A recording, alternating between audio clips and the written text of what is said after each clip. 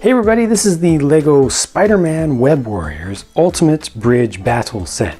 To me, this looks very respectably presentable just like this, as something to just see as a display scene.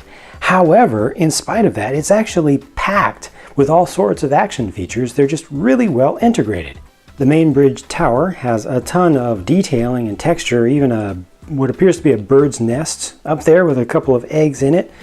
Some stickers used in this set, not too many I feel, but look at just how much texture there is going down the side there. And they have plenty of spots where you can connect things. You know, you're using the web warriors that are spinning webs left and right, so you want to be able to attach those webs to different studded elements, and they give you plenty of spots to do just that, where you can hook things up and you can swing around and you can connect things and you can pull things down. You can set figures along any of these points going all the way up to the top, and it's kind of broken off on one side. You know, it's definitely not complete in any way. You would have to get at least 2 of these, possibly 3, to get more of a complete looking bridge scene. It is a little bit awkward here at the end where you're just kind of seeing a cross section through there. On the other side, there's actually even more detail, just a little bit more ladder over here, additional web over here, and this section right here can actually be broken out. So let me go ahead and show you the first action feature of the bridge. This can be crashed into from a taxi that's coming through. You can see the skid marks and a sticker there on the asphalt. It can be crashed through, and this is almost going to go over the side, but one of the web warriors is going to spin a web and actually catch that just off the side, so before it's able to fall down. Now I'm actually rolling it out on the side here, but you can kind of just make it go down a little bit there and it will actually get stuck, which just makes sense and looks right.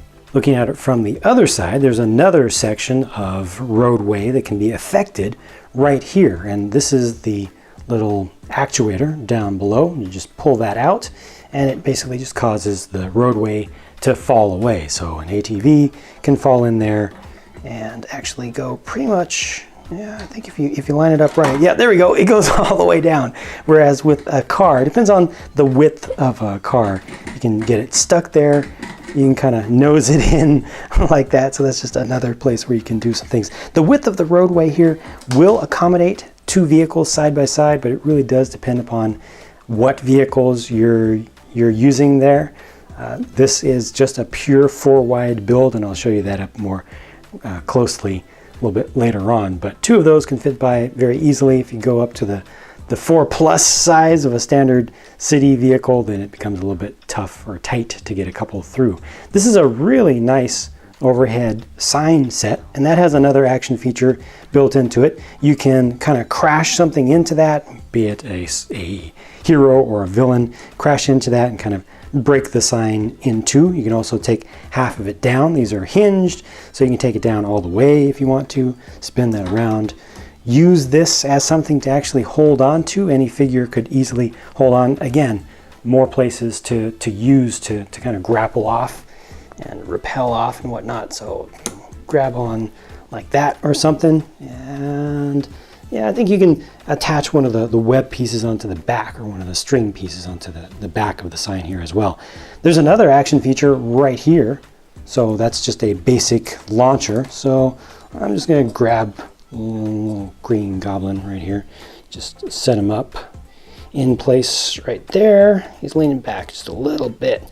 It's kind of, oh, there we go. See, it's a little adjustment for the angle underneath. If you get that just right, you can get the balance, even if the figure is not perfectly balanced. Push down on that and off he goes. You could use that again to launch a bad guy off, or you could use it to launch a good guy, to just have him jumping into battle.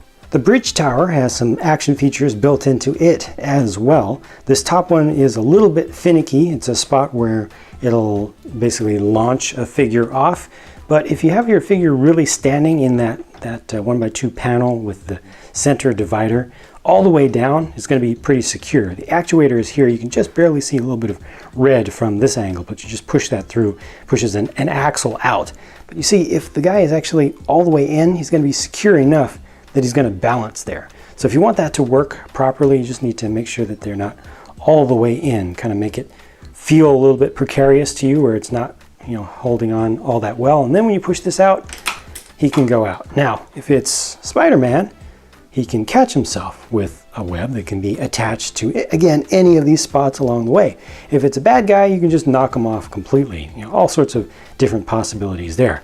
Now, while I've got Spider-Man here, I'm actually going to take and hook up his web down here, this web string, and now have him just run off and pull this. He's going to pull out the supports down here and part of the wall. It just comes out completely, and that reveals part of the hunter's lair down below. From this side, you mostly get access to this storage space with a crate, and that crate has in it a bunch of diamonds that he has obtained illicitly. From the other side, there's the ladder that gives you some access to climb up. Move this foliage out of the way, and you can see inside he's got a tracker that's tracking the position of Spider-Man and or the Web Warriors in general. And he also has a weapon rack over here, which right now just has a spear on it, but the other weapon is in his hand, and I'll show you that when I show you the whole figure. There's also a sticker on one side here, which looks pretty appropriate. And when you look at the other side of this same support beam area, another sticker with more stuff that is painted on and pasted up. I'm not done with action features on this part of the bridge yet, though.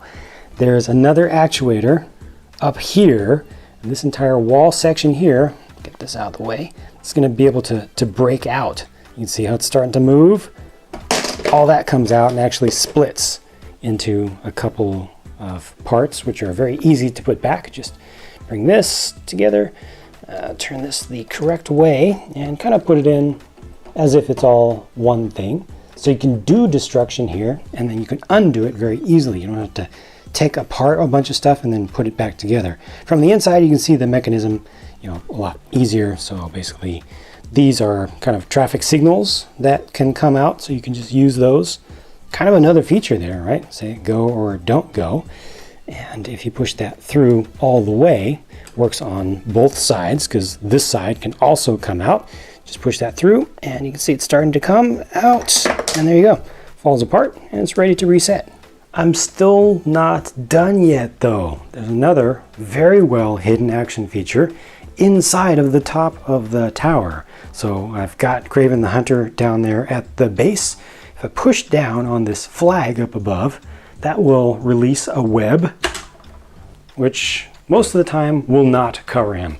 I actually do not like most of the action features that LEGO does for webs in a tube. There's just a kind of tube-like area up inside of there. I've never found the proper way to fold these up just right to make them actually spring open consistently, but it is a tight space as well, so that makes it even more difficult to really stuff the net in there, or the web in this case. Most of the time, if you don't do it just right, it's going to stick out and be pretty obvious as you look at it from most angles. But one more attempt on that. It kind of worked, right? Opened up a little bit better this time. Kind of looks like it trapped him. Yeah, maybe there's a trick to that I just don't know.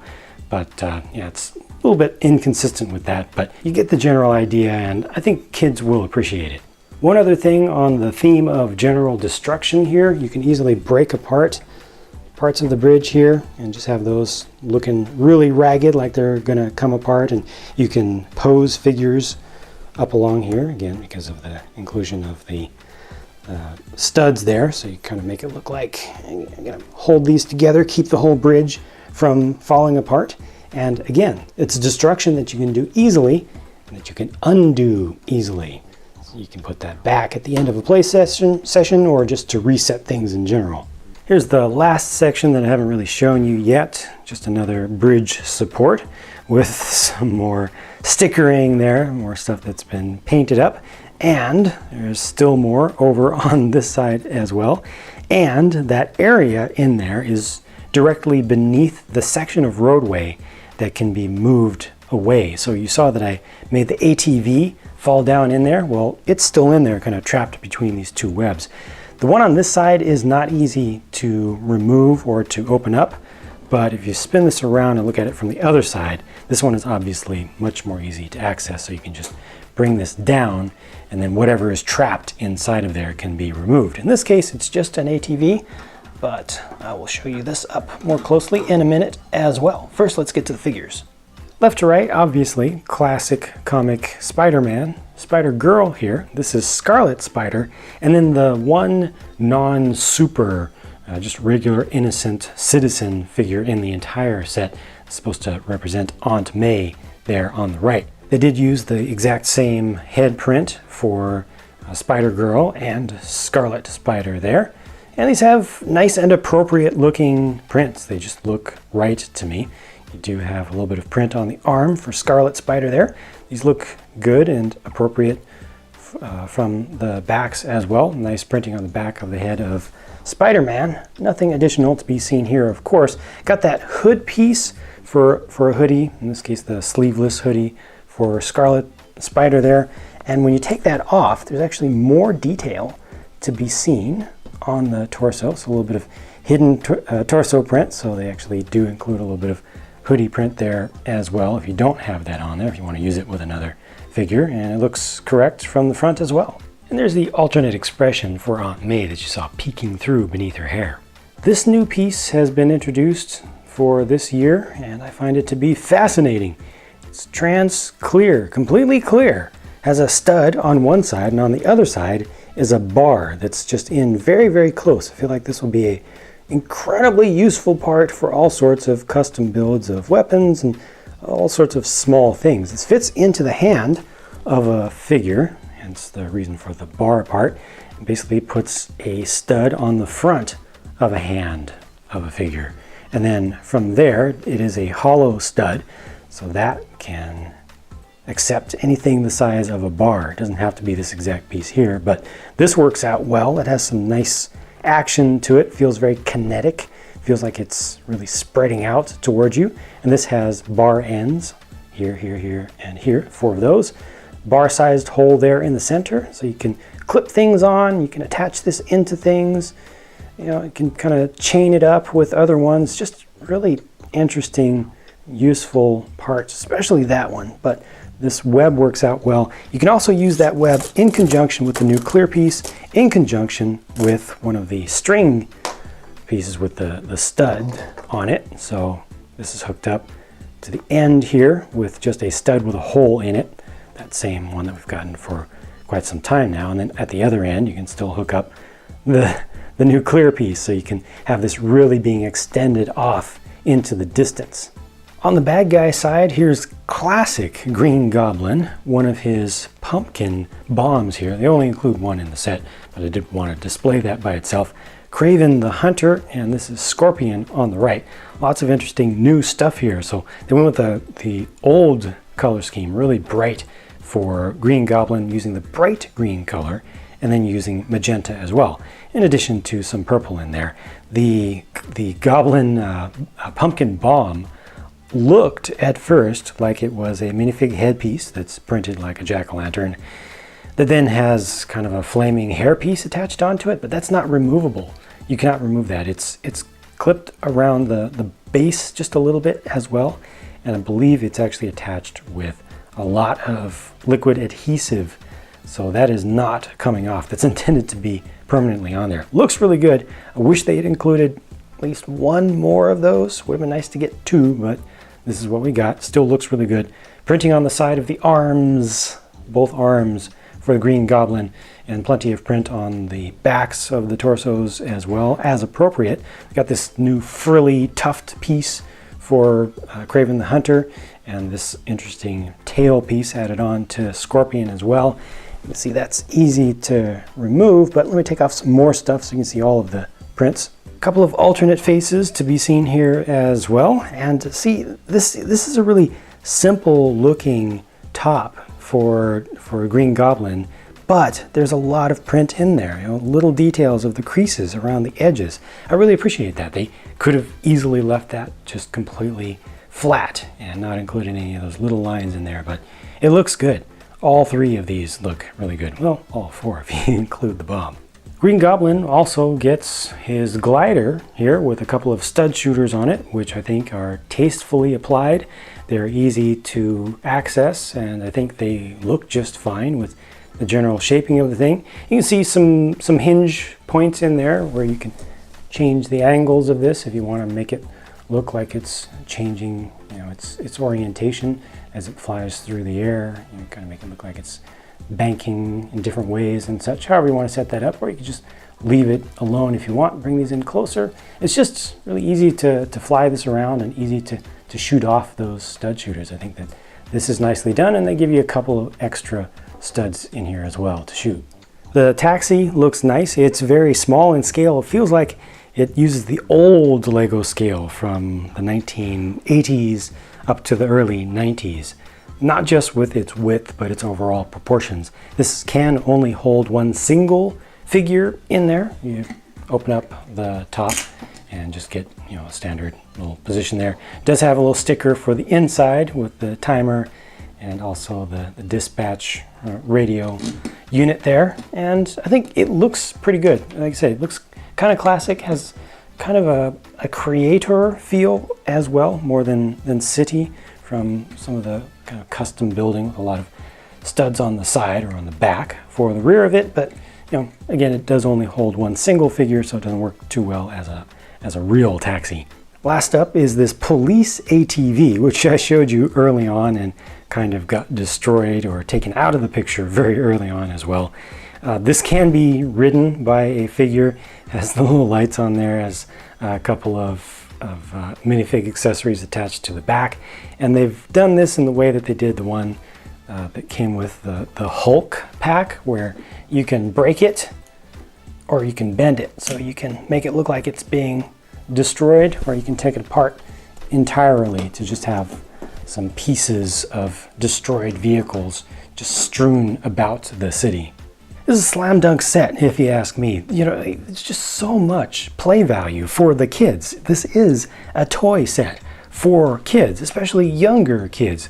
And they've got all the play value there, yet it's done so well, looks so good, that collectors will surely enjoy this just to have on display.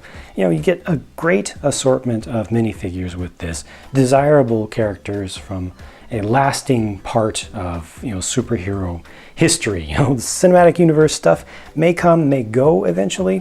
Folks may forget about some of the current variants, and we've already gone through multiple Spider-Man variants and such, but the comics, the originals, will always be there, and they will never go away. So it's really good to have things in the older comic universes in general. And again, just what a beautiful looking display. I'm proud to be able to look at this thing, and I'm proud of Lego and the designer or designers who put this together, because it's really good. It's not perfect though. I do wish that there was some way to connect this to the ground, even if it had just the most basic, very steep ramp on one side, just to be able to drive a car up, even just the included taxi, to be able to drive that up onto the bridge would have helped a lot with play. Also, I wish this included just one additional non-super character, non-hero, non-villain, just a regular citizen who would need saving, like the driver for the taxi cab car. Or you could have included a hapless policeman who's just powerless against the villains, and he could have been driving or riding the ATV. That's all I have on the negative tip for this though. Everything else for me is very positive. So that's it for my thoughts. Thank you for watching, and please do be sure to share what you think, even if it's just a small quick comment. Leave your thoughts down below, and I'll be talking to you again very soon.